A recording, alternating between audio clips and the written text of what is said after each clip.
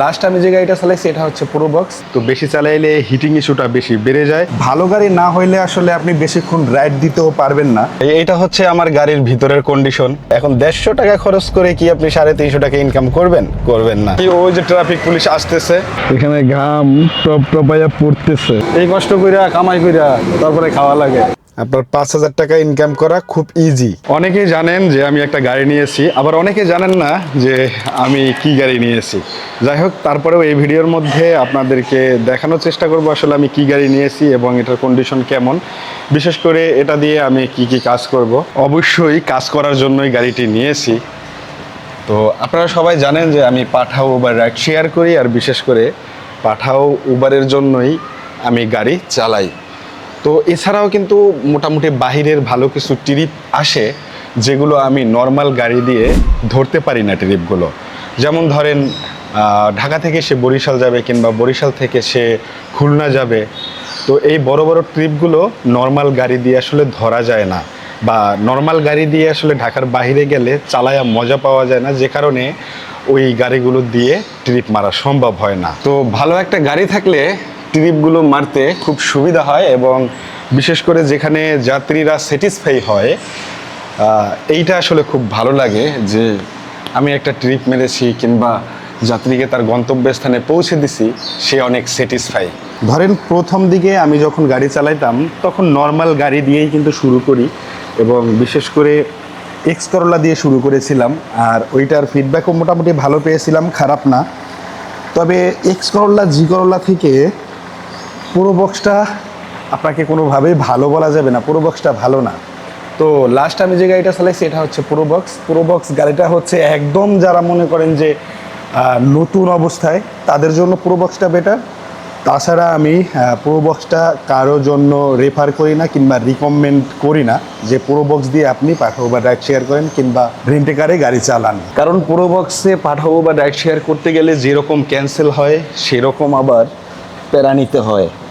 তো প্রোবক্সে জানেন যে হিট ইস্যু আছে, তো বেশি চালাইলে হিটিং ইস্যুটা বেশি বেড়ে যায়, আর বিশেষ করে ওইটা বেশিক্ষণ রাইড দেওয়া সম্ভব হয় না সিটির ভিতরে। তবে হ্যাঁ, আপনি যদি সিটির বাইরে যান তাইলে ওটা দিয়ে রাইড শেয়ার করতে কিংবা ওটা দিয়ে রেন্টিকারে ট্রিপ মারতে খুব সুবিধা হয় এবং মজা হয়, কারণ ওইটা হাইওয়ের জন্য একদম পারফেক্ট গাড়ি। অনেক কথাই বলে ফেললাম। তো আমি কি গাড়ি নিয়েছি সেটা আপনাদেরকে এখনও বলা হয়নি। তো আমি নিয়েছি হচ্ছে ফিল্টার গাড়ি। তো আমার কাছে মনে হয় যে এই ফিল্টার গাড়িটা একদম পারফেক্ট পাঠাও উবার কিংবা রেন্টিকারের জন্য। তবে এটা কিন্তু পার্সোনাল ইউজের জন্যও বেটার। তবে যাই হোক, তারপরেও ভালো একটা গাড়ি না হইলে আসলে লং ড্রাইভ করে মজা পাওয়া যায় না, আর বিশেষ করে ভালো গাড়ি না হইলে আসলে আপনি বেশিক্ষণ রাইড দিতেও পারবেন না। আর পাঠাও উবারটা হচ্ছে আপনার অনেকক্ষণ ধরে, মানে দীর্ঘ সময় ধরে রাইড শেয়ার করতে হয় এবং অনেকক্ষণ গাড়ি চালাতে হয়। তো ওই ক্ষেত্রে ভালো গাড়ি না হলে আপনি একটা না অনেকক্ষণ গাড়ি চালাতে পারবেন না। আচ্ছা, এটা একটু দেখাই। এইটা হচ্ছে আমার গাড়ির ভিতরের কন্ডিশন। আলহামদুলিল্লাহ টিপটপ, এবং বিশেষ করে খুবই প্রিমিয়াম। তো এই তো আলহামদুলিল্লাহ এটা চালাচ্ছি। আর এটা হচ্ছে এটা ড্যাশবোর্ডটা খুবই সুন্দর বিশেষ করে। তো চলেন এখন আমরা গ্যাস নিতে বের হব। গ্যাসের খুবই সংকট, জানি না কতক্ষণ ওয়েট করতে হয় গ্যাস লাইনে। তারপরেও গ্যাস নেওয়ার চেষ্টা করব যথেষ্ট পরিমাণে, খুব দ্রুত যেন গ্যাস নেওয়া যায়। চলেন রাইড শেয়ারিং নিয়ে একটু কথা বলি। এখন বর্তমানে প্রচুর পরিমাণে ট্রিপ আছে রাস্তায়, কিন্তু যাত্রীরা যথেষ্ট গাড়ি পাচ্ছে না। তো এর কারণ হচ্ছে ড্রাইভাররা আসলে ওইভাবে স্বস্তি নিয়ে গ্যাস নিতে পারতেছে না, এবং বিশেষ করে সার্ভিসটা দিতে পারতেছে না।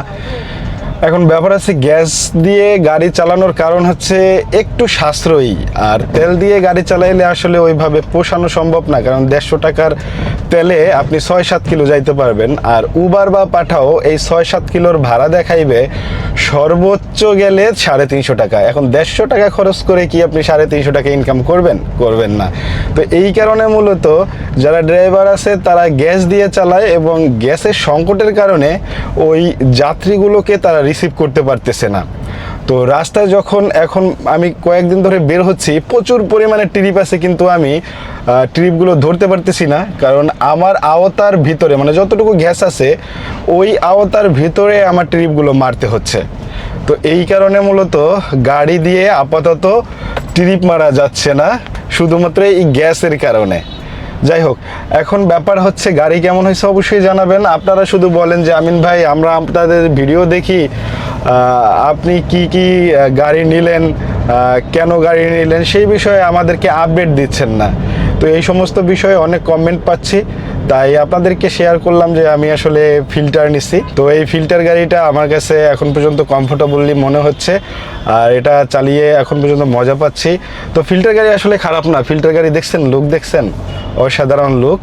আর বিশেষ করে এটা চালিয়ে খুবই মজা, আর এটা লং ড্রাইভ করতেও খুবই সুবিধা আমার কাছে মনে হচ্ছে।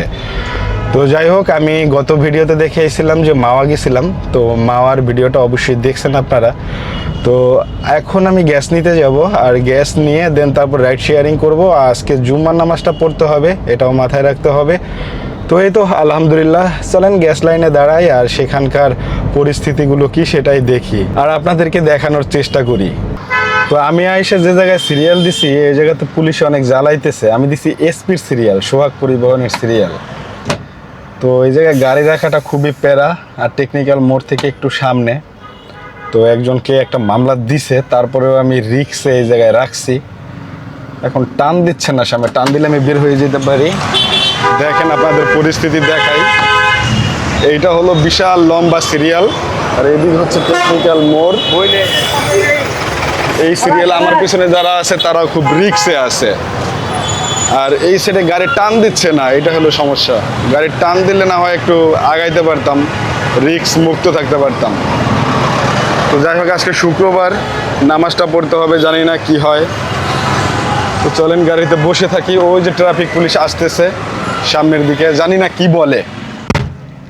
ওই যে ট্রাফিক পুলিশ আসতেছে, এখন আল্লাহ ভরসা।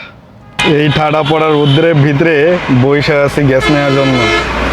দেখেন কি পরিস্থিতি, এখানে ঘাম টপ টপাইয়া পড়তেছে শরীর দিয়ে, এত পরিমাণে ঘামাইছে, মানে অস্থির অবস্থা। জানালা খুলে রাখছি, এটা তারপরেও প্রচুর ঘামাচ্ছে। দেখছেন কি পরিস্থিতি, টপ টপ করে ঘাম পড়তেছে। এখনো ধরেন 2 ঘন্টা বা 3 ঘন্টা সময় লাগবে, নামাজটা পড়তে পারলাম না, সিরিয়ালে দাঁড়াই আছি। এখন নামাজ পড়তে গেলে পিছনে যারা আছে তারা গালাগালি করবে, মানে অনেক অস্বস্তির ভিতরে গ্যাস নেওয়া লাগে। এই গ্যাস নিয়ে তারপরে এখন চলতে হয়, তাছাড়া উপায় নাই। কষ্টে আছি ভাই, কষ্টে আছি। তো এসি ছাড়ি না, এর কারণ হচ্ছে প্রচুর পরিমাণে গরম। এই গরমের ভিতরে গাড়ি স্টার্ট দিয়ে এসি ছেড়ে আমি না হয় ঠান্ডা হলাম, কিন্তু গাড়িটা প্রচুর গরম হয়ে যাবে, হিট হয়ে যাবে। এমনিতেই বাইরে প্রচুর রৌদ্র, এই রৌদ্রের ভিতরে কতক্ষণ এসি ছেড়ে বসে থাকা যায়। তো আল্লাহ ভরসা, জানি না কতক্ষণে নিতে পারি। এটা হচ্ছে শাহনাজ পাম্প, আমি দিছি এসপিতে সিরিয়াল। শাহনাজে যদিও কাছাকাছি চলে আসছে সবাই, কিন্তু শাহনাজে সিরিয়াল দেওয়ার কোনো সিস্টেম ছিল না, নয়তো শাহনাজে দিতাম। এখন এসপিতে দিছি, গাড়ি টানলে হয়তো বা 2 ঘন্টার ভিতরে নিতে পারবো আশাবাদী। এখন বাজে কয়টা জানেন? এখন বাজে হচ্ছে 3টা। আমি বের হয়েছি হচ্ছে বাসা থেকে 10:30টায়। তো এখানে সিরিয়াল দিছি 11টা থেকে 12টা, 1টা, 2টা, 3টা, 4 ঘন্টা, 4.5 ঘন্টা হয়ে গেছে। কেবল আসছি আমি গ্যাস পাম্পের নজেলের সামনে, এখন দিচ্ছে মূলত গ্যাস। প্রেশার কত আছে এখন সেটাই দেখার বিষয়। ভালো প্রেশার থাকলে তো ভালো, আর না থাকলে তো অবস্থা খারাপ। বড় ভাই, প্রেশার কত? 200 আছে না? পাওয়া যাইবে না 200? এখানে তো 200 থাকার কথা, কাটায় দেখায় 220, না কাটায় দেখায় 170। এই কষ্ট কইরা কামাই কইরা তারপরে খাওয়া লাগে। ঠিক আছে না বড় ভাই? হ্যাঁ এই সাইডে ফাঁকা আছে, বাম সাইড দিয়ে বাই করে দেন।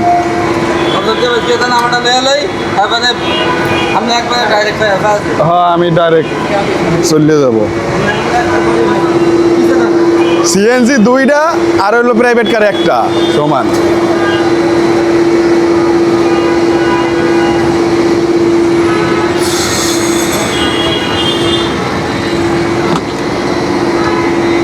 আলহামদুলিল্লাহ পাইছি গ্যাস, জানি না কত প্রেশার আছে। প্রেশারটা ম্যাটার করে, ভালো প্রেশার পাইলে ধরেন 11টা পর্যন্ত চালানো যাবে, আর যদি প্রেশার একদম দুর্বল থাকে তাইলে আর কিছু করার নাই, ওই 8টা 9টা পর্যন্ত চালানো যাবে। এখন গ্যাস নিব, আর গ্যাস নেওয়ার পরে আপনাদের সাথে আবার কথা হচ্ছে। কত? 160। এটা আস্তে আস্তে বাড়ে, একটু পর দেখবেন 180 বাড়বে, আনে বন্ধ হইবে না, বন্ধ হয়ে গেছে 160 প্রেশার। আহারে কপাল, 160 প্রেশার হইলে তো চলবে না। ঢাকার মধ্যে একদম প্রেশার নাই, এটা হলো বড় সমস্যা। 160 প্রেশারে গ্যাস নিয়ে কতক্ষণ চালানো যাবে? যদিও আমি আছি সোহাগ পরিবহন গ্যাস স্টেশনে, এখানকার গ্যাস নিলে মোটামুটি ভালো পোষানো যায়, অনেকক্ষণ চালানো যায়। এখন ওইটাই দেখার বিষয়, কতক্ষণ চালাইতে পারি। 160 নাকি প্রেশার আছে, 200 থাকলে মোটামুটি ভালো একটা রেসপন্স পাওয়া যেত। চলেন, আমার সিরিয়াল আসছে, গ্যাস নেব। একটা ভুল কইরা ফেলছি, এত কষ্ট কইরা গ্যাস নিলাম, কিন্তু এসপিতে যে একটা সাইডে প্রেশার কম থাকে, একটা সাইডে প্রেশার বেশি থাকে, এটা আমার জানা ছিল না। আমি ডান পাশ দিয়ে ঢুকছি, প্রেশার পাইছি 160, আর বাম পাশের যে নজলগুলো আছে ওইখানে দেখলাম যে 200-220 প্রেশার আছে, তো বোকা হয়ে গেলাম। তো যাই হোক, এটা এবার নিলাম, এটা একটা এক্সপিরিয়েন্স হইলো, পরবর্তীতে আর এই ভুলটা হবে না, করব না। তো এখন দেখি ট্রিপ পাওয়া যায় কি না ভালো কিছু, তো ট্রিপ মারার চেষ্টা করব। আজকে শুক্রবার, রোডঘাট একটু ফাঁকা আছে, দেন এই সুযোগটা নেওয়ার চেষ্টা করব। এখন বাজে হচ্ছে 3:30। তো চলেন দেখি, আল্লাহ ভরসা। ট্রিপ একটা অলরেডি ধরছি, এখন যাত্রী কই আছে সেটাই দেখার বিষয়। তো আজকের রাইড শেয়ারিংটা আপনাদের সাথে শেয়ার করলাম না, এর কারণ হচ্ছে আজকে গ্যাস নেওয়ার পরে আর কোনো সময় সুযোগ পাই নাই, মানে একটার পরে একটা ট্রিপ কমপ্লিট করছি, 3টা না যেন 4টা ট্রিপ কমপ্লিট করছি এ পর্যন্ত। তো খারাপ ইনকাম, মানে ভালো ইনকাম হয়েছে। তো এখনকার যে পরিস্থিতি, এই পরিস্থিতিতে মনে করেন যে আপনি যদি সারাদিন চালান তাইলে আপনার 5,000 টাকা ইনকাম করা খুব ইজি, যদি আপনি সারাদিন চালান সকাল থেকে সন্ধ্যা পর্যন্ত কিংবা রাত পর্যন্ত। কিন্তু এখানে একটা ব্যাপার, সেটা হচ্ছে আপনি গ্যাস পাবেন না। আপনি সকাল থেকে সন্ধ্যা পর্যন্ত চালানোর জন্য যে পর্যাপ্ত গ্যাস দরকার, সেই গ্যাসটা আপনি পাবেন না যদি আপনার সিলিন্ডার 90 কিংবা 110, 190 এরকম সিলিন্ডার হয়, বড় সাইজের সিলিন্ডার হয়, তাইলে আবার আপনি সকাল থেকে সন্ধ্যা পর্যন্ত কিংবা একটানা 2 দিনে চালাইতে পারবেন। তো আমার হচ্ছে 60 সিলিন্ডার, মানে 60 সিলিন্ডার। এই সিলিন্ডারে আসলে 6 ঘন্টা সর্বোচ্চ, একটানা 6 ঘন্টা চালানো সম্ভব যদি ফুল প্রেশার পাওয়া যায়, আর এমনিতে সারাদিন চালানো সম্ভব না। তাছাড়া আজকে আমি একটু ভুল করে ফেলছি, এই ভুলটা তো শেয়ার করছিলাম যে আমি যে লাইন দিয়ে গ্যাস নিছি এই লাইনে 160 ছিল আর অপর পাশে ছিল 190 প্রেশার। তো যাই হোক, তারপর আলহামদুলিল্লাহ খারাপ ইনকাম হয় নাই, ভালোই হয়েছে।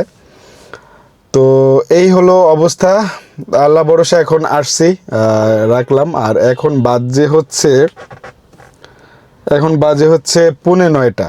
তো এখন বন্ধ করে দিলাম, গ্যাস নাই।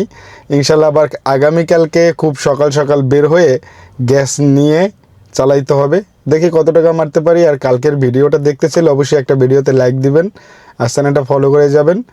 তো যারা ইউটিউবে দেখেন তারা সাবস্ক্রাইব করে যাবেন।